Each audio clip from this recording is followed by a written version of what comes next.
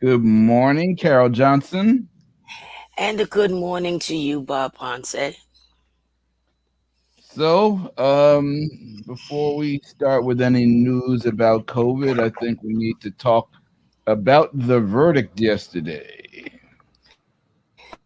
Yes, it was it was something. I heard it. I was on the bus and I heard it, and for 2 seconds I like smiled.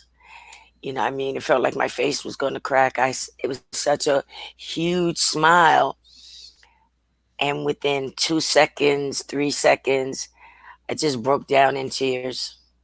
Mm-hmm. I It's even when there were cops that were actually convicted, the time of their sentences were so um just, you know, neglectful. The fact that these people killed someone and they still neglected to really give them sentences um that fit the crime. Mm-hmm. The way they would give us a sentence, Absolutely. you know, had it been not even a cop, but just anyone, even self defense, going to jail 25 years to life. Mm-hmm. When you defended your own life. Or for stealing $11 and there was 25 people in the house and they gave you a Mm-hmm. life sentence for $11 being missing. That Mm-hmm. kind of foolishness. So I just cried like a baby. And it's so funny because when I said yes, I started hitting the chair and then I broke down in tears. And the man sitting across from me, he said, "The verdict is in." I think he just saw the reaction because I just Mm-hmm. said yes. And then next thing you know, I was boohooing. I said, "Yeah, guilty on all counts." Yeah. But let's not be fooled, people. This is just the beginning. Mm-hmm. And we have to keep the fight up. So we have to give, first of all, give credit to that young lady who was alert enough to not only record the whole incident, but keep her cell phone going. Hmm. In an adverse environment, because without that cell phone video, we wouldn't this not would not have gotten an acquittal. I mean, we would not have gotten a conviction. I believe. But that's You know, that's all the more reason why we got to keep fighting, Bob. Because remember, we saw somebody film the entire Eric Gardner right. death. Hmm. Murder. And Right. that didn't matter. That man went to jail. They locked him up for no reason. They locked up Hmm. his wife. They when they locked him up, they said he needed a certain amount of bail. And I'm telling you, I contributed. There was about he needed $1,500. We got people were contributing about it was up to about $3,000 Hmm. within like 10 minutes, and that man Hmm. remained in jail for years. Yeah. Yeah. So, we did not get the justice here in New York that they got in Minneapolis. But what we want to do is, what I want to talk about a couple of things about this. Number one, from just the mental health issue for our community, this was a very, very important thing because there have been so many aggressions and microaggressions, and over the last year, I feel like there's just been an additional level of stress, mental stress that has been put on our community just in dealing with these things on a day-to-day basis, and we still deal with it. And there was, and the other thing that I think we need to talk about is the public safety issue, because there is not been enough attention to the fact that since the beginning of the Chauvin trial, there have been at least three police killings a day in this country, of which more than half of them were black and brown people.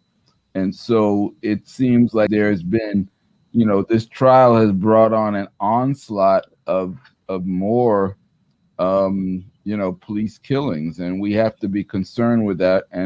And I think we still need to be on alert for situations involving, police interventions, because it seems like there's a collective will among police in this country to retaliate for this situation. Like, how dare this cop be convicted? And we have to be aware of that. And it's, this is not paranoia. The numbers are clear. You can, this three people a day was reported in the New York Times.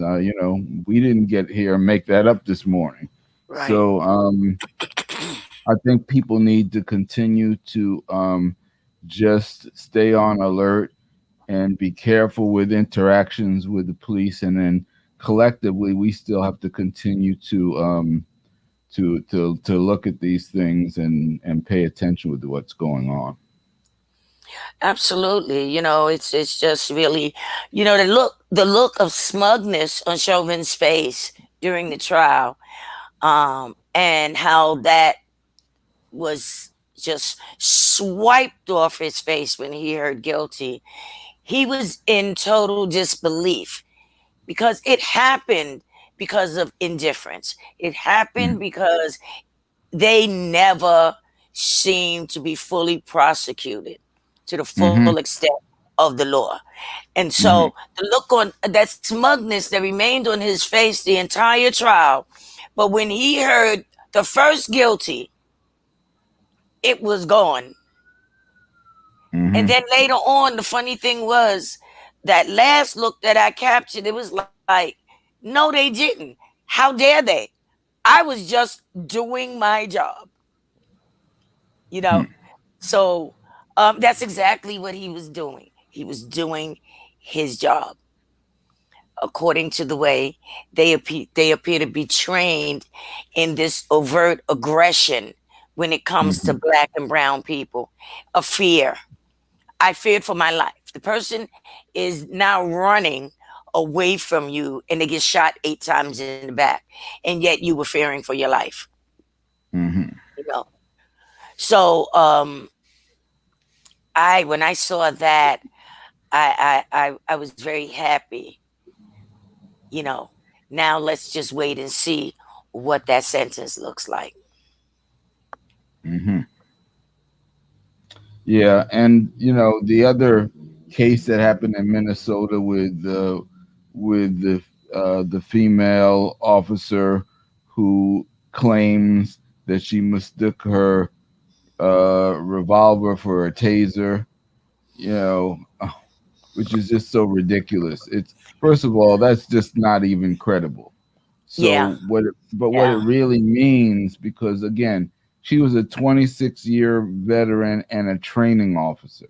So for me, what it means is that she trained to have this excuse.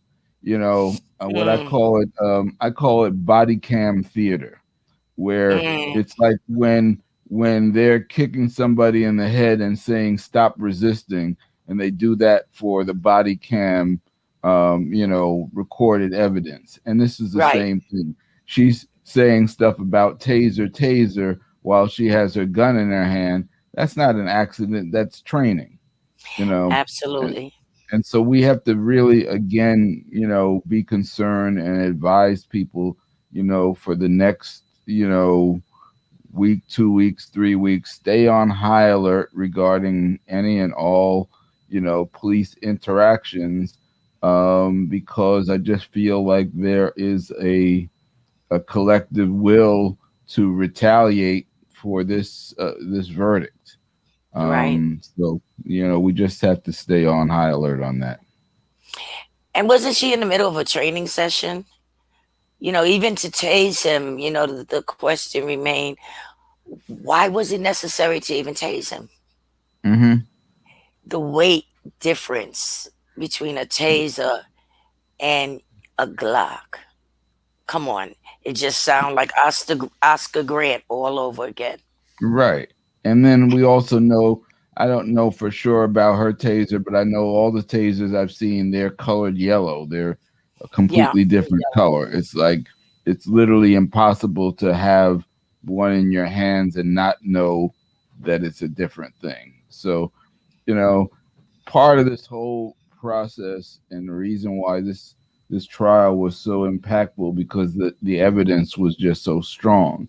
Because if the evidence is not 100% strong, they look at us in our face and said, you know, you didn't, who you gonna believe, me or your lying eyes? Right. Exactly. But the Mhm, interesting thing is also because you had so many police officers, veteran police officers, who came up and they broke the blue wall of silence. mhm, And they said, no, that was not normal procedure, that we are not trained to do that. You know, mhm, in how many cases are you going to have that? They set a precedence, but in how many cases will you have that? Because I think that not only the people filming, but that you had medical personnel out there who was assessing his circumstances and saying to him, you need to check his vitals. He's no longer responsive. So there were a lot of different contributing factors. However, is that going to have to be the case here? Because with this particular situation with Mr. Duante Wright, there was another officer there, but he was so behind the scene. He was like behind the car. And you hear him saying, oh, shoot, I shot him. And he said, what? What? I shot him. You shot him. So already the circumstances changed drastically. Because in Floyd's case, if those cops had not come forth and said no, I don't think that we would have gotten the verdict that we got. mhm. Yeah, So, so we got to give credit for the cops who came forward, give credit for cops who are standing up for the right thing, and we also have to, hold the others accountable.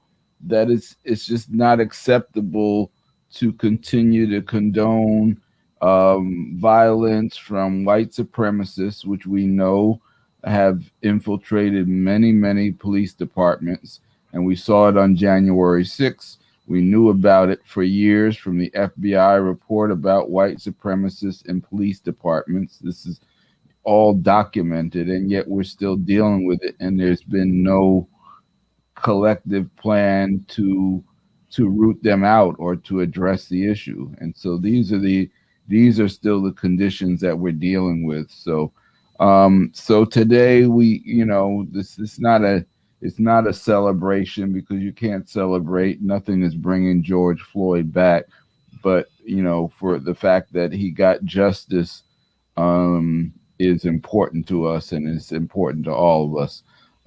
So we breathe a sigh of relief and then we stay on alert. And absolutely. that's, yeah. Yeah. So let's talk about some COVID stuff. I want to get into a little bit. There was an article in the Times about the effects of COVID on women and what women need to know about the vaccine. So there's a few things I want to um, jump into that. And so it starts with the Johnson and Johnson issue, which, by the way, still has not been resolved. The CDC met on it after putting the Johnson and Johnson vaccine on pause, and they still have not made a determination as to when they're going to make that available. And as we know, that's created a lot of issues in our communities in particular where we were trying to get that particular vaccine slated for especially for our seniors, because it was available to be done at home and it was a one shot. So I want to reiterate that the numbers on the clotting are very small, but in particular it's important in the context of what we're talking about because primarily the clotting issue affected women ages 18 to 48, and so that's a starting point where it's just women need to have an awareness of that if you're in that if you're in that range, you might want to think about the Pfizer and the Moderna more than the Johnson and Johnson, which is still not available to you now anyway. So that's not an issue.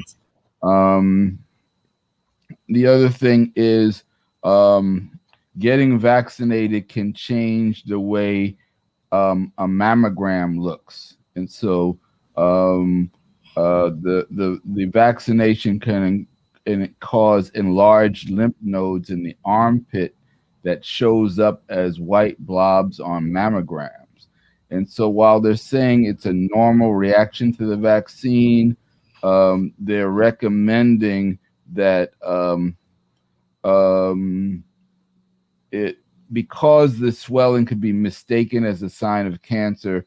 They're recommending scheduling routine mammograms either before your first vaccine dose or at least 1 month after your second vaccine dose. So I think that's some very important information we need to get the word out to people, so that you don't get a mammogram scan and you see a node and you're thinking it's cancer, but it's really just a reaction to the vaccine. So we wanted to share that information. There's another option where they say the option is to get the vaccine in your thigh instead of your arm. So there's a doctor who's recommending thigh injections for patients who are either being treated for breast cancer or who have a history of breast cancer. And an injection in the thigh would be unlikely to lead to the armpit node swelling. They're also recommending that people who are fertility patients should coordinate the timing of the vaccine with their clinic and avoid getting, if you're doing any kind of procedures like egg retrieval, embryo transfer, or intrauterine insemination, they advise to not get the vaccine within 3 days before or 3 days after the procedure. Um, and in terms of fertility or pregnancy, so far there haven't been any known safety concerns, and there's been some research that has indicated that after vaccination, pregnant women do pass antibodies to the nurturing fetus. So that's actually a good thing in terms of protection. The other thing, they are recommending people not to take painkillers in anticipation. Don't take painkillers before you get vaccinated in anticipation of like you don't take aspirin before the vaccine or Tylenol because it dampens your immune system response, which is that's actually what you're trying to do. You're trying to get your immune system to respond to the vaccine. So taking painkillers ahead of the vaccine is not a good idea. Right. Yeah, we just have to suck it up and go through it. It'll be Right. worth it. We just have to go through it. But Hmm. again, it's understandable because the information was misleading. There were a lot of clinicians who were saying, take that Tylenol before you get to this clinic. Before we give Hmm. you that injection. And so now, you're seeing more things, um, that more accurate, information on what to do and what not to do. And so, it makes sense. It makes sense. But for people who have had or are having or afraid to get it, and they're worrying about the side effects, I'm pretty sure you would agree that those side effects are 1 million less, um, or worse than getting COVID. So, Hmm. you still have to be concerned with protecting yourself. And, I'm hearing a lot about, well, what's the point? The point is it is a vaccine and it does what vaccines do, lessen the severity of Right. the illness. lessen the chance of dying from it. It Hmm. is not a cure. So if we're going to pass on the information, let's make sure we pass it on accurately. If you don't want to get it, don't get it. But don't pass false information off to people and create, an atmosphere of fear. Let people Right. make their own decisions. You don't want to take it. You've got 100 excuses or reasons or whatever you want to call it. Fine. I've heard them. I've heard all the, you know, um, I don't want to die and I'm scared. But the next minute you said, "Oh, I trust God." Well, you can't be fearful and trust God at the same time. So, I mean, he said, "You can't serve two masters at one time." He said, "I have been giving you the element of fear." So you can't Hmm. use the two. You have to use sound judgment. He did say he gives us sound judgment. So you have to Hmm. use some sound judgment. Also, if you live with someone who's homebound, um, or if you're an aide to someone who is homebound, a family member of a homebound person, you can contact. Uh, you can actually contact the fire department. You can contact NORC centers, JASA centers, SJASA, or NORC, NORC. You can go on New York city.gov/vaccines and go into the drop down box for homebound. They will come in and they will not only vaccinate that person, but they will vaccinate everyone who lives in the home. Hmm. And so, that's a good thing. Whoever lives there, 7 people live there, all 7 will be vaccinated, because it doesn't make sense to have someone that's that vulnerable and they're protected against it, but the family members aren't. Hmm. So you're just putting them back into another place of, vulnerability. So there are a lot of options. Hmm. But I'm glad I And got mine, or at least the first mhm, shot. yeah.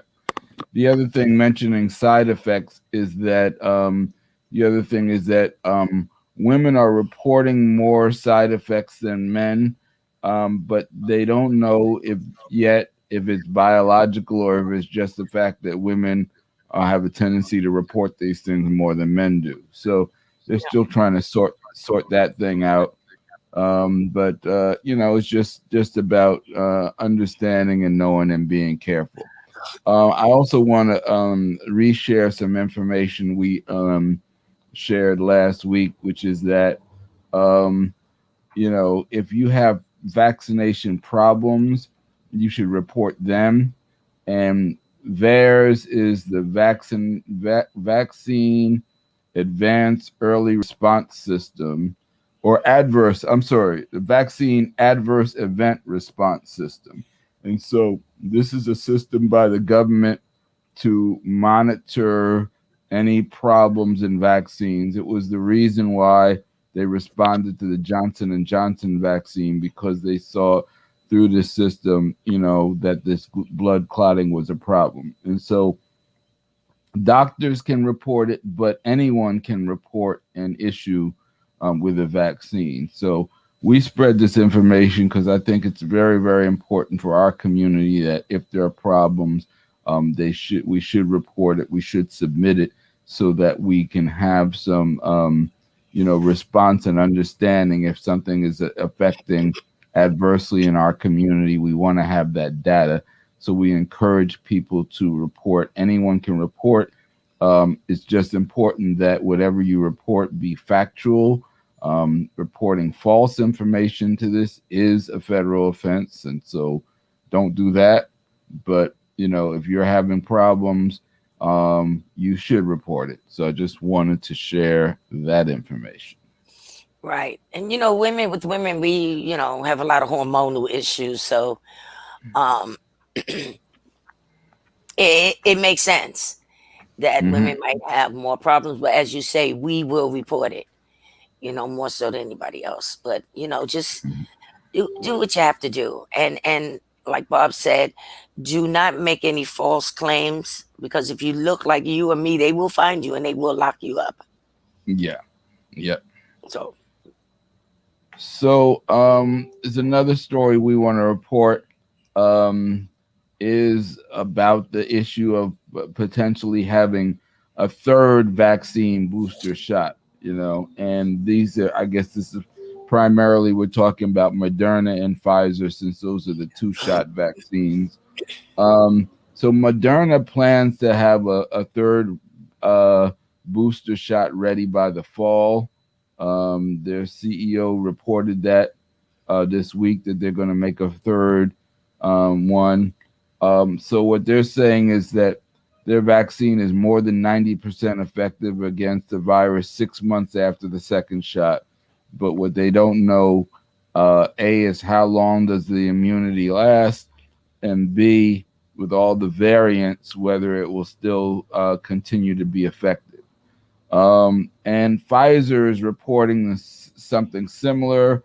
The CEO of Pfizer said there will likely be a need for a third dose somewhere between 6 and 12 months. And then from there, there'll be an annual revaccination, but all that needs to be confirmed. And so, it's just important to just understand where the trajectory is going on this. A third booster shot against the virus is not yet required, but the health experts are saying it could provide additional immunity against the COVID-19 variants that are spreading in Brazil, South Africa, United Kingdom. So this is just another development.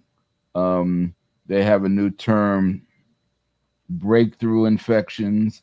I laugh because they always come up with these terminology that sounds so you know, it sounds so friendly, but a breakthrough infection is basically when somebody who is vaccinated basically still gets the virus. So, and we're talking about people who are fully vaccinated. We know that people who haven't had the second shot or hadn't had the fully waiting period can get it, but they're having people who are fully vaccinated. There are some issues of people getting it, and they have a term. So if somebody hears the term breakthrough infection, that's what that means. And so, as this thing continues to go, it's just a reminder that, we're still in the middle of this thing. And while, vaccination is a powerful tool against it, it's not it's not 100% solution. And so it's important to understand that if you've been vaccinated, it still doesn't mean that you can just go running around and ignore it and feel like you have like invulnerability against the virus. No, you've got protection, but it's not 100% protection. So you should still continue your social protocols, and you should still be cognizant of being around crowds or not being around crowds, and you still should be washing your hands, and you still should be wearing masks. So that's just an important thing to know, based on the information, based on the science, and based on what the companies themselves are saying. This is what we're saying. This is not you know uh, you know conspiracy theories. We're going on what the manufacturers of these vaccines are saying, where they're going, what they're doing. So you should act accordingly. Right. And again, like the flu shot, it's something that people take yearly. And Hmm. it may very well be the same thing, as just gotta wait as more is developed. But that's one of the reasons why you should not, again, laminate your cards, your vaccine cards. Get a little clear sleeve that you can put it in, or one of the little sleeves that come in wallets, to keep it dry. And you just don't know what's going to happen if we have to take these third or fourth boosters or yearly boosters or what have you. So just make sure it's protected. You know what I mean? Whatever you have, if you have saran wrap, just cover it in there just to keep it dry, safe and dry. Hmm. Hmm. So, we just have to wait, just the same way we had to wait to figure out what this was. Mm-hmm. and how it developed and continued to change and move. And seemed like as soon as scientists got a feel of what was going on, it sort of went in the opposite direction, you know? Mm-hmm. And then they kind of honed in and then it kind of zipped off in another direction. So we just have patient. And I know people are COVID weary and they want to get out and they want to do all of this. But the more you adhere to what needs to be done now, the sooner we'll be able to get out and stay out. That's the difference. Getting out and staying out, not getting out and then the infections start to rise again. Every time there's a holiday, the infections start to rise again. Mm-hmm. And people coming around you who may have the virus and may not tell you they have the virus. Mm-hmm. And it doesn't matter whether it's a family member, a good friend, it doesn't matter. The stigmas that people keep attaching to this, make people fearful. They still want to go out. They still want to just say, well, this is my family, this is that. But there are people that just can't handle this the same way. And they're still going out. And they're asymptomatic. And the same way I may not have it or register that temperature, they won't either. So Mm-hmm. you got to still maintain the distances, in particular in small places. If you're in a backyard barbecue, you shouldn't have 75 people in a backyard. You need to limit that capacity to 25 or go out in the park and you still need to separate. You still need to wear a mask. You still need to wash your hands. You still need to carry the sanitizer, you know? And I mean, we know what you look like. You don't have to take the mask down to take a picture, And I mean, these things that we're not paying attention to, that's how quickly it can be transmitted. And while you're looking at all these different variants that they say are much easier to transmit, we just got to remain vigilant if we want to get out of this.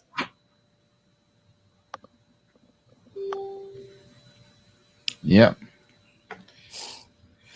So that's all I got for today. Is anything else you want to talk about? No, except for, let me see. We have a few sites. We still have the City College. Mm-hmm. They're still giving vaccinations Thursday through Sunday from 12:30 to 6 p.m. Yeshiva University, Sunday through Thursday, 9 Mm-hmm. a.m. to 7 p.m. on Sunday, Friday, 9 a.m. to 5 p.m. Abyssinian Baptist Church, Tuesday to Saturday, 9 a.m. to 5 p.m.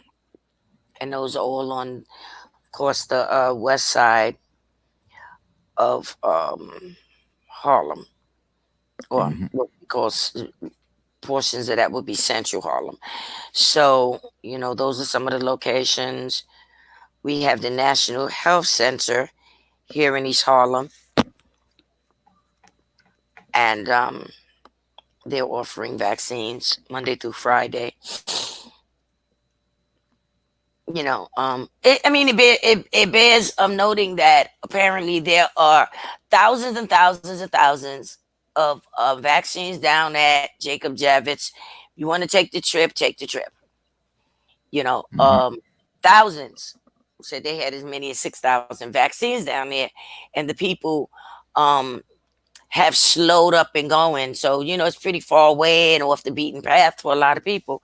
But perhaps if you work in that area or you live in that area, you have a reason to go in that area, or you're having difficulty, then Jacob Javits is, they've got the vaccines. The other thing is when you go into the vaccine finders, a lot of times it'll say no availability, but there's an area that you can highlight. And if you just run your finger over that area, like let's say the neighborhood action center says 158 East 115th Street. And then underneath where it says appointments or call for appointments or appointments not available. In a lot of cases, if you tap that, it's a highlighted area. If you tap that and it opens up, it'll often tell you that there actually are vaccines available. And that's because the websites aren't updated when it comes to having the vaccines. Also, you don't really the clinics don't really know how many vaccines they're going to get until they arrive. Hmm. So they may tell you, we're going to send you 500 doses. But in actuality, you may only get 350. The other thing is that oftentimes you may have 500, what is considered 500 doses, and you can actually get another 50 out of those doses. Some of the valves actually have like enough for 3 doses. Hmm. So you got to be patient because no one really knows how that works until they actually get it. So, also, you may be put on a waiting list. So, generally, if a clinic is vaccinating their clients first, which makes sense, and they're left with vaccines, they may tell you, you know, we have a vaccine. They may call you and say we have a vaccine available for you, but you have to get there quickly. So if you sign up for places and go on a waiting list, try to make it so that that place is somewhere that is very close to you, that's accessible, where I can throw on my clothes and I can go down the block. To get on a site that's in the Bronx somewhere and you live in Manhattan or in Queens or something, that's not feasible. You can't get there. And Hmm. oftentimes it may be a half an hour intervals between them calling you and you having to arrive. So we Hmm. just have to be patient and just pay attention. There's new things every day being, places, sites, and everything opening up. And still get tested. Don't forget about getting tested. If we're going to build the herd immunity, we still need to know who has it, who doesn't, who has the antibodies, meaning that you had it at one time. And, all these things go hand in hand. It's not really one or the other, they all go hand in hand so that we can actually physically go hand in hand and start to move around the way we were. Well, I don't want to say the way we were because we may never get back to that point. But the Hmm. new norm, we'll be able to, start to go out and do these things. But we need everybody to kind of get on board with that to make that happen. There it is. All right, folks. So stay safe, and we'll be back next week. Yes, we will. Have a wonderful week. Stay safe. And remember, sanitize.